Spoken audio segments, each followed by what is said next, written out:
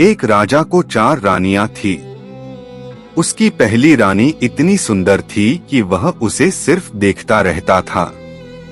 राजा की दूसरी रानी भी कम ना थी। वह इतनी सुंदर थी कि वह हमेशा उसे पास में लेकर बैठता था। राजा की तीसरी रानी उससे भी ज्यादा सुंदर थी, इसलिए राजा उसे हमेशा हर जगह अपने साथ में ले जाता था। हाँ, राजा की चौथी रानी की तरफ राजा ने कभी ध्यान नहीं दिया। ना उससे प्यार से बातें करता था, ना उसे कहीं लेकर जाता था। राजा इस चौथी रानी को हमेशा इग्नोर करता था। समय बिता राजा बूढ़ा हो गया और वह समय भी आ गया जब राजा अपनी आखिरी सांसें गिन रहा था। अपने आखिरी समय में राजा ने अपने पहले रानी को अपने पास बुलाया और पूछा कि क्या वह उसके साथ मरने के बाद भी जाएगी। रानी ने साफ साफ मना कर दिया और कहा वह राजा के साथ कहीं नहीं जाने वाली। राजा को बड़ा दुख हुआ। फिर राजा ने दूसरी रानी को अपने पास बुलाकर यही सवाल किया। दूसरी रानी ने राजा से कहा कि वह शमशान तक उसके साथ जाएगी, उससे आगे नहीं। राजा को अपनी तीसरी रानी से बड़ी आस थी। उसने तीसरी रानी को भी जब यही सवाल किया तो तीसरी रानी ने कहा कि वह राजा के मरने के बाद किसी और के साथ चली जाएगी।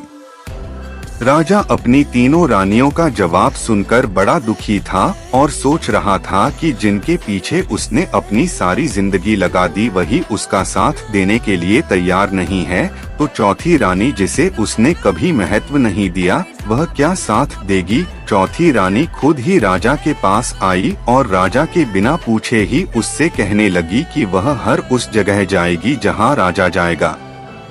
स्वर्ग हो या नर्क, कोई भी प्राणी का जन्म हो, वह कभी राजा का साथ नहीं छोड़ेगी। अपनी चौथी रानी का जवाब सुनकर राजा की आंखों से आनंद के आंसू आ गए और उसने खुशी खुशी अपने प्राण त्याग दिए। दोस्तों, कौन था वो राजा? कौन थी वो 3 रानियां जिन्होंने राजा को आखिरी समय में ठुकरा दिया? और कौन थी वह चौथी रानी जिसने इतना ठुकराए जाने के बाद भी राजा का साथ अंतिम समय तक दिया? राजा कोई और नहीं, हम स्वयं हैं। पहली रानी हमारा शरीर है जो मृत्यु होते ही हमारा साथ छोड़ देता है। दूसरी रानी हमारा परिवार, रिश्तेदार या समाज जो शमशान भूमि तक साथ देता है।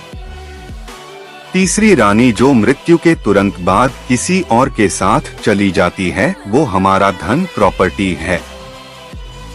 अब सोचिए चौथी रानी कौन होगी जो हमेशा हमारे साथ जाएगी और जिसको हम कभी महत्व नहीं देते। वो रानी है सद्भावना और निस्वार्थ भाव से किए गए पुण्य कर्म।